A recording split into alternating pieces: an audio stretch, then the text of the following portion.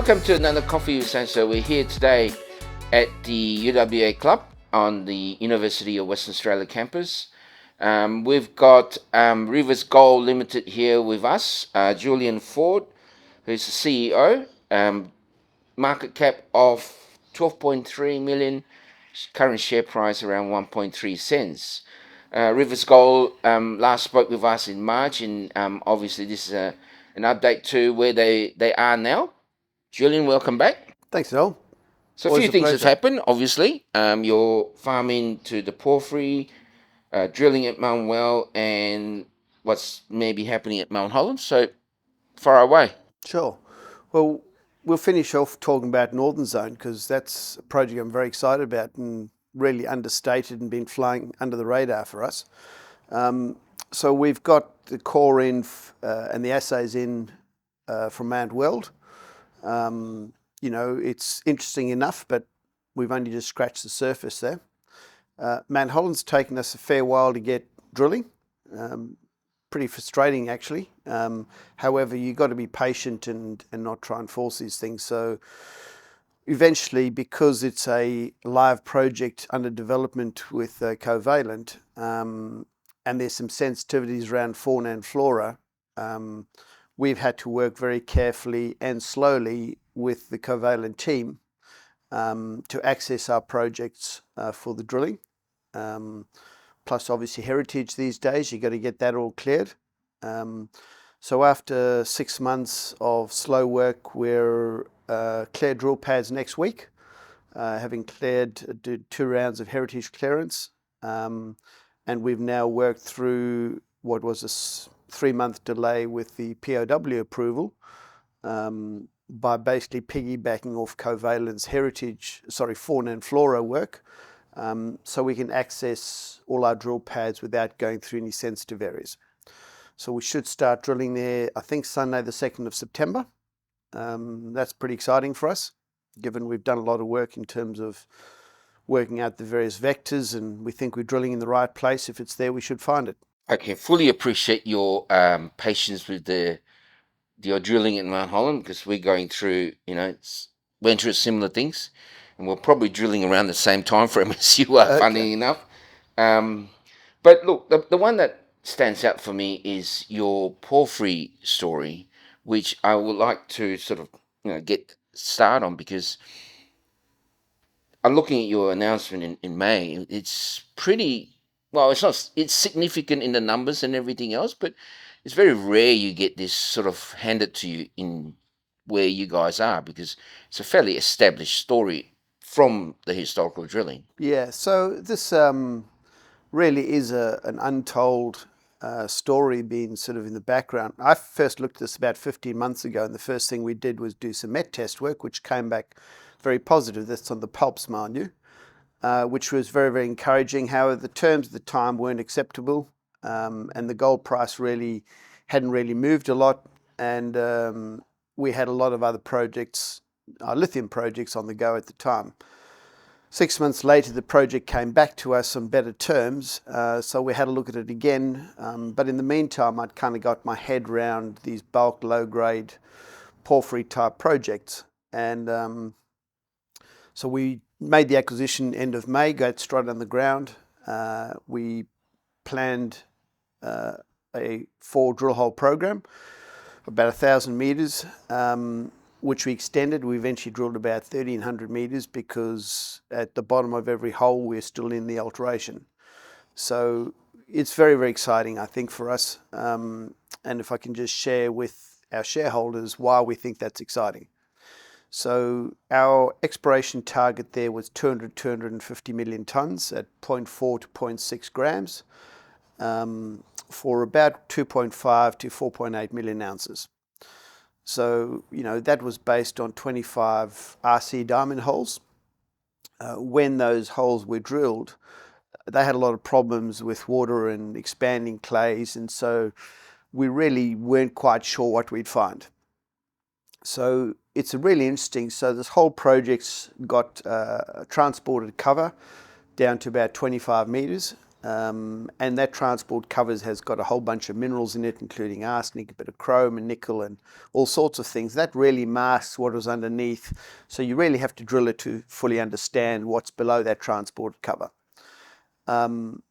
We drill diamond holes because we really wanted to understand the mineralization. And to me, that's the exciting part of what we've put an announcement yesterday, Monday, just showing the drill core. And so this is your classic intrusive related gold deposit. These fractures is in the hard rocks, which we've interpreted as tonalite. We'll know better once we've put that through some petrology and some thin sections to fully understand the mineralization. But what we believe we have there is these microfractures which contain the silica and the gold. And so that's very high grade gold, but in very, very thin microfractures contained within silica. Interestingly, this has got absolutely no copper, no arsenic, no nothing, just gold. That's we see from the pulps. So the important thing for us is to look around. I don't like to be first mover in these things. I like to look around and see what other people are doing. So when we look around, we see Norton Goldfields just put a heap leach by Mike Kalp's reverse calcs on the announcements they've made. They're producing, went into production last year, July 2020. So been in production about a year. They plan to produce 75,000 ounces of gold a year. 5 million tonne a year operation. It's a heap leach operation.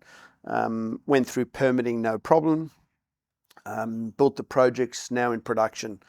And then, so these things happen. They're very popular in the US, Nevada and some of the states over there over the years done a lot of heap leach, big operations and very, very profitable.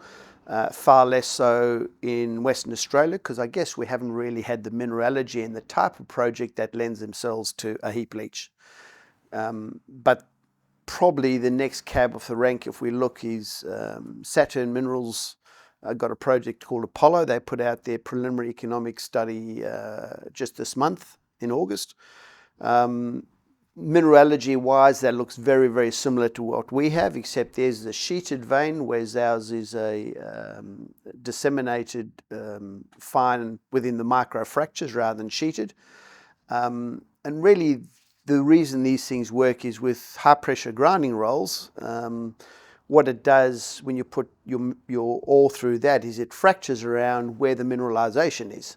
And so you're getting really good recoveries, but don't have to put the energy into milling everything. But what's more important is very low reagent consumption, right? Because all you're doing is cracking it where the mineralization is, and you're getting pretty fast leach kinetics. So that's really our next step. We'll use this core to start doing some column test work. And I'm assuming we're going to get equivalent, very favorable metallurgy in terms of recovery kinetics and reagent consumption. And if that's the case, well, we're off the races. Very exciting. So what we will also do with this, Noel, we'll do some seismic on the core. So we test the speed and the velocity that you get over various parts of the core. If the alteration variation allows us to, then we will be able to quickly define much more easily and better the 200, 250 million tonnes, because we'll know the SG from the core, and that seismic may allow us to define very, very quickly the confidence that we have in the size. And then really it's about putting some drill holes in to work out the grade. But because this is not share hosted and it's really a bulk deposit, a porphyry, you don't have to do, huge big infill to get it to inferred status, especially if you've got a structural control based on the shape and the volume of the deposit from your geophysics. So it means you can really move very quickly from, first drill hole discovery, this is our second drill hole, to define your exploration size and then go through the permitting process. Porphyry is a funny beast, right? It's the one style of mineralization that I think I forget the exact number, 60 or 70% of all gold come from, or copper come from, but it's just the size that matters. It's the grade's always low, and people look at it and goes, oh, geez, 0.5 grams a ton, but you got 154 meters of it already, and when there's smoke, there's fire. Yeah, Kind of analogy, right? I think, to be honest, I think if the mineralization hypothesis we have just looking at the core is correct, I think we're going to get better widths than that. It's then a cutoff grade, and we've got a pretty good idea what the cutoff grade is, right? So Norton Goldfields are running at 0.62 grams for their heap leach. Apollo's resource, which they would have put through a whittle pit optimization, is about 0.52, I think. Because this is much wider, I think, and we've drilled it down to 200 meters plus, right? True depth with our drill holes. I think a whittle pit will pull a lot deeper and very low strip ratios because we just got to remove the top 25 meters of cover and then it's all mineralization. So I think this looking very, very positive. In terms of grade, we've already got the mineralogy on the first pass test work, but I'm optimistic the rest will work out. I guess when you talk porphyry, you're talking heap leaching. It's always about whether you can actually get the recovery. I can see your table 2 here, your boiler roll test. Seems good numbers. Yeah, we got 93 and 97% recoveries on our pulps. So, looking at the drill core now, I'm pretty optimistic we should get, you should be targeting 75% recovery on a heap leach in a relatively short time frame with relatively low reagent costs, right? And that's, if that works out, then we're off the races.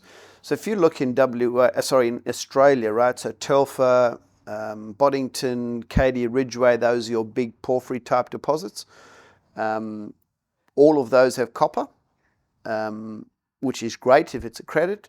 The problem with copper is that you really have to put it through a mill and a flotation plant because of your issues with preg robbing to try and do a cyanide leach. That increases your capital cost, your upfront capital cost, and your scale issues, right? The beauty of this deposit, and I think what Apollo have got, so the stuff you've got around Eastern Goldfields, it's gold only. There's absolutely no copper. I think we've got less than 50 ppm copper in our pulps, right? So that means you can put it through a heap leach because you're not getting preg robbing and you don't have to deal with the copper. And that changes the barriers to entry in terms of scale. It also makes it much more scalable, so you can get in quickly and then you can expand it using your cash flow rather than have to spend $1 billion up front to build a huge big mill and a flotation plant, and then you've got issues. We'll produce gold doré, from the carbon extraction at the mine site. I mean, copper is in a play like this can be your enemy rather than your friend. Absolutely, yeah. I mean, if you've got a big enough project, and if you're Newcrest or one of these big companies that has got the capacity and capability to put that big project in, that's fantastic, right? But for us, what I really like about this is of a size that we can do ourselves. I mean, it is, to me, it's a substantial project in that sense. How did it fly under the radar for so long? People aren't really looking for these low-grade bulk in Australia because, the classic model is not a intrusive related gold deposit system. In this case, it was sitting in a UK listed AIM company that had morphed into hydrogen in Pakistan, and the project kind of was just sitting there, right? And no one really had the idea to, I guess the vision to think of this thing differently. And I put the credit down to Ed Mead, one of our non-exec directors, and Alan Younger, who's a veteran of the industry, your classic grey-haired, big Veteran white, means old guy. Old guy, big white bushy beard, and they went, hey, this is pretty exciting, guys. And it took me a while to get my head around it, but to be honest, it's probably the most exciting project we have in our portfolio right now because, 3,000 Aussie dollars an ounce, it makes a lot of money. You're getting $45 revenue, and your cost should be about $24 a tonne. And you're a stone's throw from Kalgoorlie, so yeah, I mean we're it's a bitumen road all the way out to Boolong, and then there's about 6 k's down a really good quality haul road, and then about 6 k's down a bush track to get to the mine site. Yeah, and gold hasn't really been the sexy person on the market, but I do believe that's going to change in the coming 12, 18 months. Yeah, and the nice thing about a project like this, it shouldn't cost a lot to drill out because it's a porphyry, right? So pretty wide space drilling, hopefully with the geophysics overlaying the top, giving us the boundary limits of the deposit, and then it's permitting, which I see Norton Goldfields because I read the EPA report. That just went straight through because it's pretty simple stuff. So the good news is, relatively cheaply, you can get this project fully permitted and sitting there ready for when there's a gold price run. And if that happens, and to be honest, it works at current numbers, but if there's a gold price run, happy days. And I guess, you've passed a couple of tests. One is the size and the potential scaling up of that, and the fact that you can actually extract it in your Bolero test, although it's in the lab, kind of give you a good feeling, I guess, in that sense. Yeah, look, there's enough knowledge now around these type of deposits and the type of mineralization we're seeing, assuming the assays work out. The development path from here into a bank feasibility with column leach testing is well proven. This is not clay, right? So the rock's very competent. So in terms of your column heap leach, your percolation, the stability of your heaps, which means you can stack them high, which costs less, it's all looking very, very positive. Because Kalgoorlie region has a history of being refractory. I mean, the super pit is refractory, so obviously we know it works. To know that it can leach out quite easily is comforting for storytelling, I guess. Absolutely. Well, it's just, to me, I like to look at projects. My vision is always to put something into production. I'm not a geologist by profession. I'm a metallurgist, and my life's been putting projects into production. So that's what I'm very excited about this. The pathway from here to production, I see, is very simple and relatively easy. We just got to be patient and step through. And what I think our discovery cost per ounce is going to be very cheap. Okay, well, that's a good update. I mean, we should have been talking about this in May. Well, to be honest, because of the problems they had with the drilling historically, they got a whole bunch of problems with their RC drilling, and they drilled 25 holes there.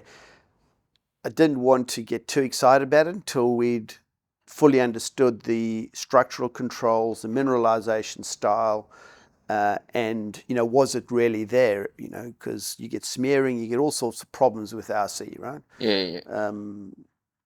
So we've drilled 1,300 meters, not cheap to drill 1,300 meters of diamond hole. But the good news is that once you've drilled diamond, you've got a very, very good idea about a whole bunch of additional factors which are critical to understanding and eliminating any fatal flaws this project might have with the concept of this big bulk tonnage. The core looks good. I mean, Yeah. from the photos in the announcement. So I think that's got a few good stories to come. I mean, it's still a long journey. Absolutely. I used the Diggers and Dealers opportunity because we had the core actually on Hannon Street at the consultant we're using. So I used the opportunity to take up a whole bunch of, let me call them grey-haired geologists, to say, mate, have a look at this core. What do you think? And everyone was quite amazed that we'd found this just 25 k's from Kalgoorlie. Yeah, it's quite an extraordinary story. And I think the reason is because it was, had all this transported cover over the top. So there's no magnetic signature, there's no geochem signature, and that's really how all the other discoveries have been made. If it doesn't outcrop, it has to have a geochem or a magnetic signature, and this had neither. Yeah, well, a lot of big, good deposits are exactly what you just described. Yeah. Other projects, Mount Well, how's that going? We put in 3 RC holes there. We've got anomalous REE, so rare earth elements in that. So you're putting all the clay in it. There's an opportunity, given its proximity to Mount Well, we're 1.6 k's away, that there might have been migration of some of those REEs into the clay in terms of an ionic clay hosted deposit. So those went in a couple of weeks ago. No idea. No one's ever looked for ionic clay-hosted deposit there. There's a fair bit of water around in terms of groundwater, so that may be. The actual core that we did drill is a magnetite, and so I see that having a lot of very similar characteristics to the Hastings. Where they've got really good recoveries on a float. It's actually a reverse flotation, and they're getting a 37% REE con grade, which is extraordinary, right? So it's got a long way to go. Again, it was a little postage stamp. We took an opportunity, again, farmed in from a UK AIM company, which was unloved and looking elsewhere. We'll wait and see. With the Porphyry Gold Project and things like that, and how do you want the shareholders to look at you? Because you kind of like shifted a bit. Yes or no? I guess that's the perception I'm getting. How do you want them to look at you from going forward? Well, I think what I've always said, we like to look at simple geology binary projects. We get in quickly and early, we drill. If it doesn't stack up, we'll walk away and go on to the next one.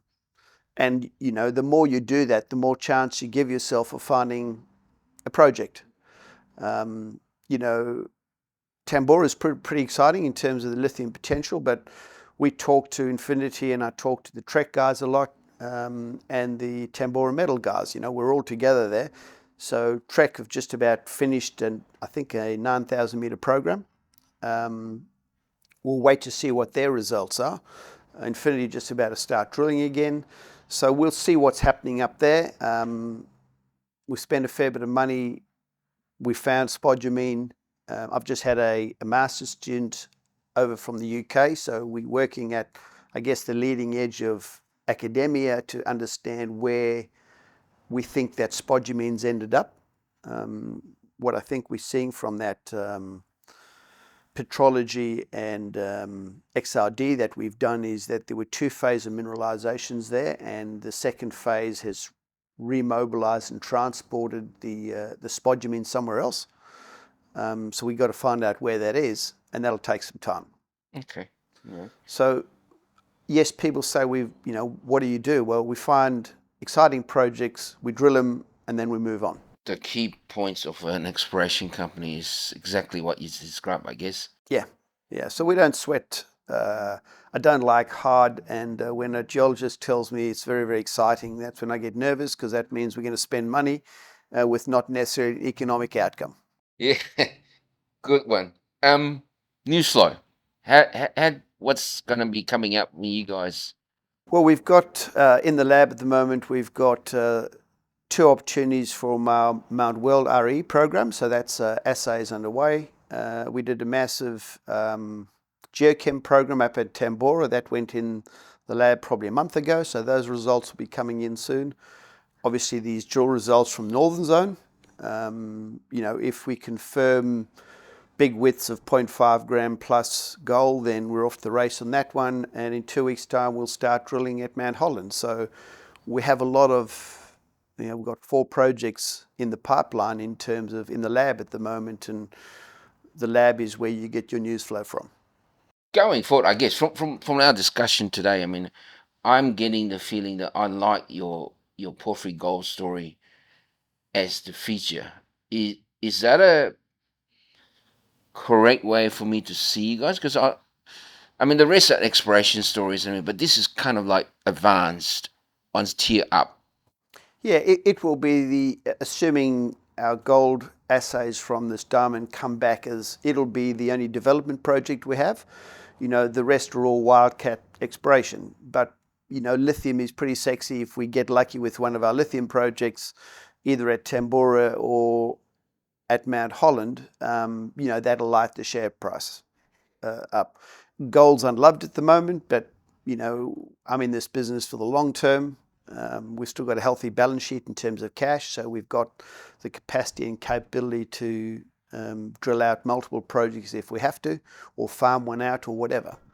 So, from a market perception point of view, lithium's still sexy, it's still hot. We've got some good projects in our portfolio, but I think if this gold project comes good, that'll underpin the value plus some material upside in our share price. You know, it's a good addition to the portfolio. Yeah, without doubt. it's a relatively low risk, unsexy, but potentially, this is worth hundreds of millions of dollars. So my last question to you is, how do you sell this to the guys out there? Why buy Riversgold? I think the low grade bulk porphyry is a story that needs lots of explanation and patience, and it'll grow with certain sectors of the market, especially the gold bulls out there. They will see this, and once they fully understand the scale of this project, and we've got a lot of work to do. We've got to do some deals with our neighbours, obviously permitting, but I think we've got the fundamentals there. And then we've got all this exciting opportunities and all these other projects. We're drilling primarily lithium. Okay, fantastic. Great update. Thank you. No, appreciate it. And before we go, I have to thank Kick for sponsoring coffee for you to take away. And courtesy of Florence Drummond, it's a First Nation business that's in our industry. So thank you, and looking forward for more news to come out. Thanks, Mel. Appreciate it.